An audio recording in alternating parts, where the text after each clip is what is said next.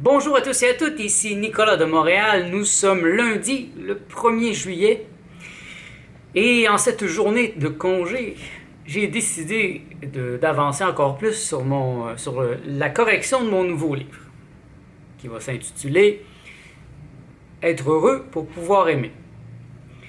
Et je vais en profiter pour aborder un sujet intéressant que je viens juste de travailler. Donc c'est encore tout frais à mon esprit. Depuis ce matin, je travaille sur un paragraphe en particulier, un thème en particulier qui s'intitule Attention au sobriquet. Un sobriquet, c'est un diminutif ou un nom qu'on donne à quelqu'un. Par exemple, je peux dire mon bébé, mon amour, n'importe quoi, en fait, qui n'est pas mon nom. Et tout spécialement, je trouve que c'est extrêmement important en amour, dans les relations amoureuses. Bon, c'est important dans toutes les relations, mais dans les relations amoureuses, j'ai trouvé, moi, que c'était fondamental. Par exemple, il y a quelques années, peut-être une quinzaine d'années, j'étais dans une relation avec une femme déjà depuis près de 6 ans.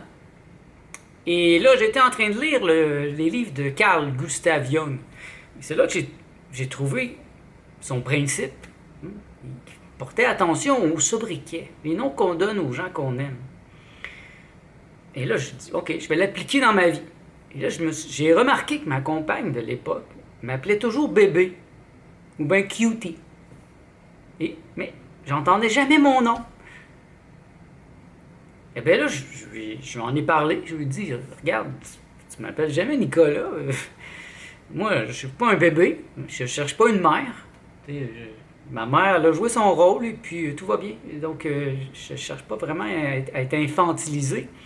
Et je préférerais que tu m'appelles par mon nom. Ou Nico, Nick, un dérivatif de Nicolas. Ça l'a pris un peu au dépourvu, mais elle s'est efforcée de le faire. Mais peu à peu, eh bien, la relation s'est effritée et puis elle a rompu. Mais elle est partie avec un autre homme. J'aurais pu faire semblant. J'aurais pu faire comme beaucoup de gens. Jouer le rôle, m'infantiliser, la laisser m'appeler parce qu'elle voulait. Mais en redressant la situation, en rééquilibrant énergétiquement notre relation, c'est comme si j'ai mis une lumière sur une faiblesse qu'il y avait dans notre relation. Décidément, elle cherchait un homme qui était plutôt comme un enfant, ou un homme qui allait être plus malléable. Et ce n'est pas ce que je suis. Je suis un homme. Je ne suis pas un enfant. Je ne suis pas un adolescent. Donc, en tentant de rééquilibrer la relation, eh bien, ça a peut-être mis fin à la relation. Mais en même temps, je suis heureux parce que j'aurais pu faire semblant et me cantonner dans un rôle qui n'est pas le mien. Et finalement, un jour ou l'autre, la relation se serait terminée. Ou on aurait été encore ensemble, mais elle aurait été très malheureuse et moi aussi. Et donc, dans mes relations après, quand j'ai rencontré d'autres femmes, j'ai toujours été très attentif à ces sobriquets qui m'étaient donnés. Souvent, c'est dès les premiers jours. Remarquez-le, dès les premiers jours, vous allez remarquer que votre nouvel ami va déjà vous donner des petits noms qui en disent long sur ce qu'il pense de vous. Si par exemple, vous rencontrez un homme qui vous appelle tout de suite bébé, ma puce, ma petite, ben déjà, c'est pas mal clair. Ou bien s'il va dire ma déesse, des choses qui sont très divinisantes, vous voyez déjà qu'il vous met sur un piédestal. Ça serait, à mon avis, une erreur de le laisser vous mettre sur ce piédestal. Parce qu'au fil du temps, ben, il va devenir votre disciple, votre enfant, il va devenir quelque chose d'autre qu'un partenaire, quelque chose qui partage les forces, une synergie. Un bel exemple, c'est avec Martha, dès le départ. Quand elle est entrée dans ma vie, dès le début, elle a commencé à m'appeler baby, ou bébé. Je les laissais faire une fois, deux fois, mais trois fois. La troisième fois, j'ai tout de suite dit wow, wow, wow. On arrête là, on respire un peu. Donc voilà, tu m'appelles bébé, j'ai remarqué. Je ne désire pas être appelé bébé, je ne cherche pas une mère. Je lui ai expliqué tout le principe. Et ça nous a amené aussi à regarder ses relations passées. Et elle en a convenu que dans ses relations passées, les hommes avaient souvent joué le rôle d'un enfant, puis il l'avait fait souffrir. Il avait été très infantile. Mais je lui ai fait remarquer que par sa manière d'être, par son aspect dominant, par sa force, ben, elle amenait ça dans la relation. Elle était en train de l'amener dans notre relation. Mais moi, j'ai vu ça venir, donc tout de suite, j'ai intervenu et j'ai rééquilibré la relation. Et par la suite, ben, elle a commencé à m'appeler par mon nom. Mais peu à peu, elle a aussi commencé à m'appeler Amor, qui veut dire amour, ou c'est l'équivalent de mon amour en français.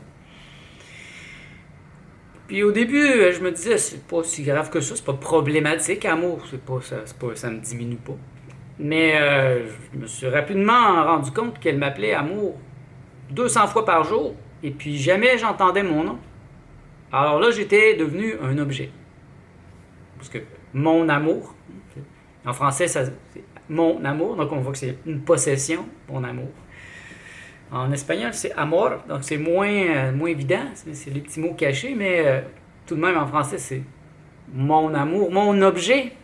Un amour, c'est un objet. Et donc j'ai encore intervenu, je lui ai dit, voyez, je suis pas un objet, je suis pas l'objet de ton... Je ne suis pas que ça. Ok, je suis conscient que tu peux m'aimer, mais si tu ne m'appelles jamais par mon nom, moi je me sens pas comme un individu. Ma personne,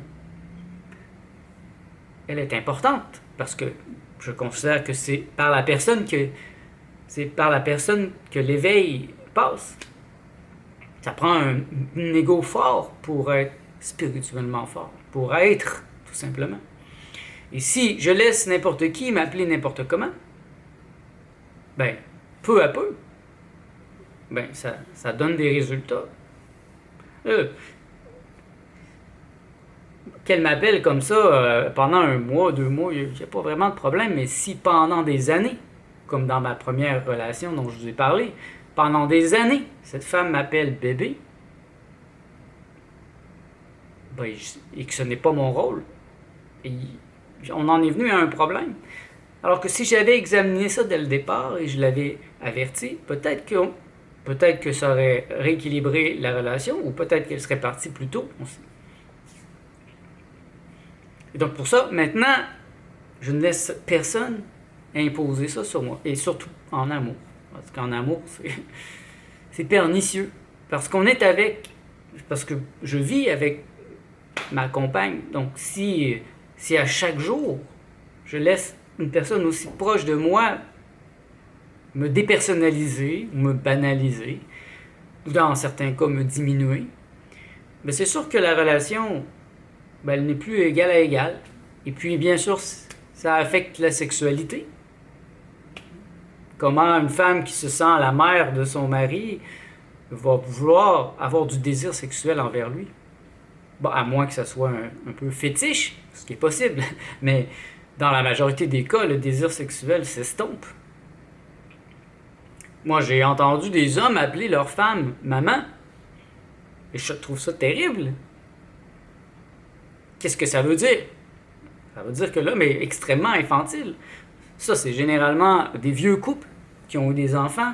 Donc la mère, elle a pris toute la place, et puis le père, l'homme, il a pris la place parmi un des enfants. Et c'est la mère qui gère. En français, on dit une germaine, qui gère et qui mène. Donc il y a des femmes comme ça, qui sont très dominantes et qui sont bonnes aussi pour gérer la situation. Et l'homme, finalement, capitule et devient un enfant.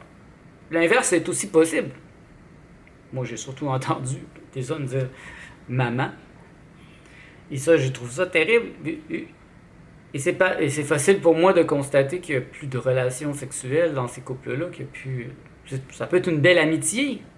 Et si c'est ce que vous cherchez, Il n'y a aucun problème, mais moi, je cherche des relations amoureuses, des vraies relations amoureuses à long terme.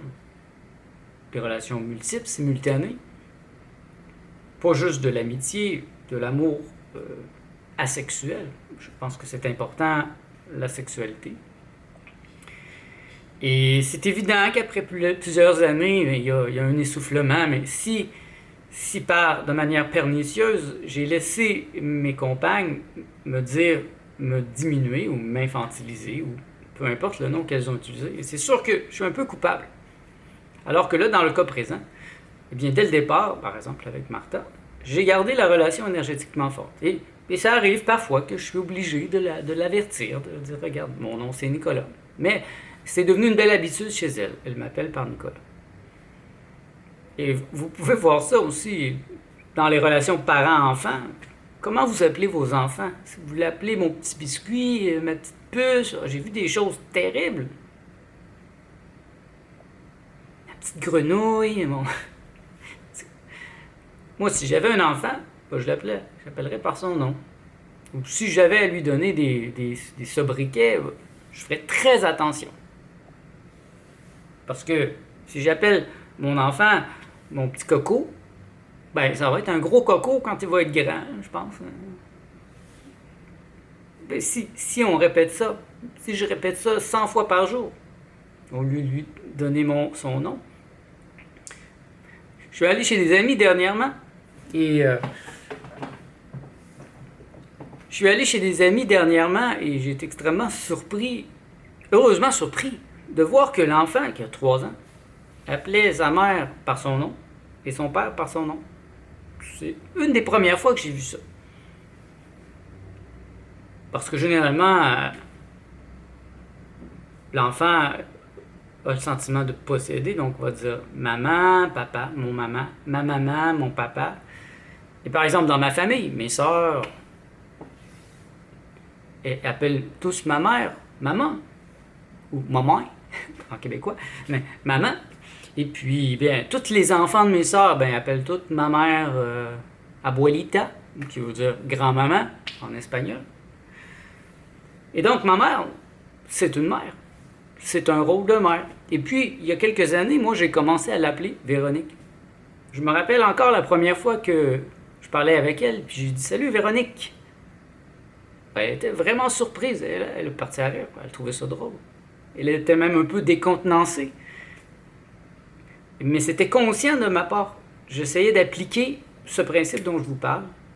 C'est-à-dire d'arrêter de considérer ma mère comme un objet, comme ma mère, mon objet, et plutôt la considérer comme un individu. C'est une femme à part entière. Elle ne m'appartient pas, je n'ai aucun droit sur elle.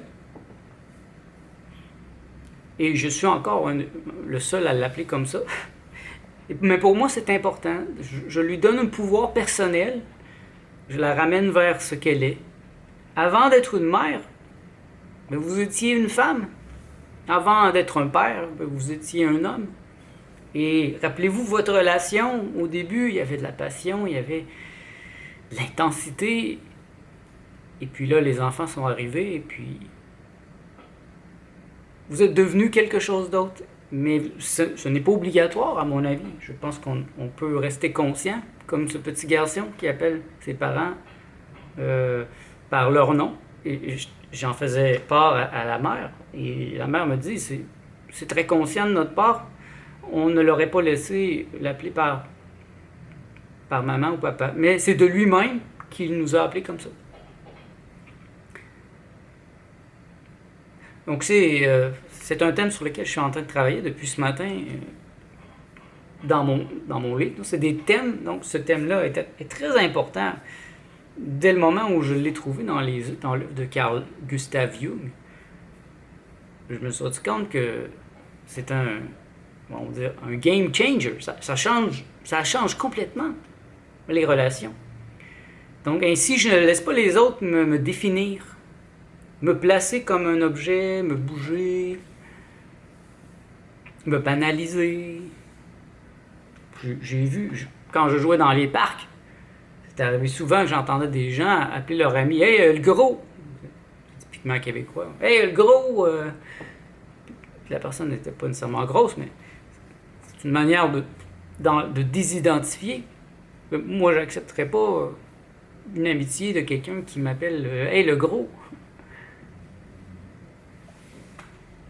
Mais c'est important, bien sûr. Mais je trouve que l'aspect fondamental et pourquoi je l'adresse, c'est dans un contexte de l'amour aussi, le bonheur, l'amour, et dans un contexte de relation amoureuse.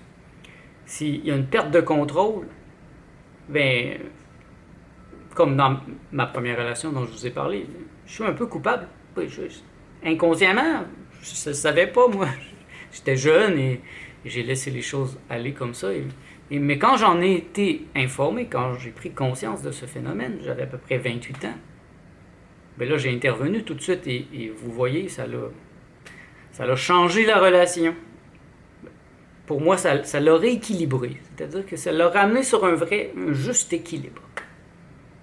Et parfois, on n'est pas avec les bonnes personnes, et parfois, on est avec les bonnes personnes. Et dans la vérité des choses, si je ne clarifie pas les mots, si je ne clarifie pas la manière dont la personne m'appelle, je suis coupable d'une certaine manière. Moi, j'ai vu, encore là, c'est un autre exemple de femmes que je connais, que leur mère l'appelle maman. Donc, c'est le rôle inversé. La mère appelle sa fille maman. Et bien sûr, c'est la fille qui est rendue la mère. Le père a disparu. La fille a pris le rôle du père, a pris un rôle dominant, d'emmener de l'argent, de s'occuper des choses. Et puis, peu à peu, la mère est devenue un enfant. Et elle l'appelle sa fille maman. Je lui en ai averti, par exemple, cette femme en particulier, mais elle ne veut pas changer cette chose-là parce que c'est trop important pour elle de garder cet équilibre. Mais moi, je ne laisserai pas mes parents m'appeler comme ça. Je ne l'ai pas fait, d'ailleurs. Donc, il y a une relation beaucoup plus énergétique. Donc, on est toujours responsable, je trouve. Je dirais pas coupable, parce que coupable, ça implique qu'on a fait une erreur. Mais c'est pas une erreur. Non, mais je pense que je suis responsable d'établir dans ma vie tout ce qui peut faire que je sois heureux. Hein? Il y a un livre d'André Mauroux qui s'appelle La volonté du bonheur. Eh bien, c'est ça, c'est une volonté. Au début, c'est facile d'être heureux, puis peu à peu, quand on vieillit, eh bien, il y a des coups durs, des échecs amoureux, beaucoup de difficultés, la maladie. Et peu à peu, eh bien, là, c'est là que le bonheur n'est plus donné. Il faut une volonté du bonheur. Puis, c'est fondamental.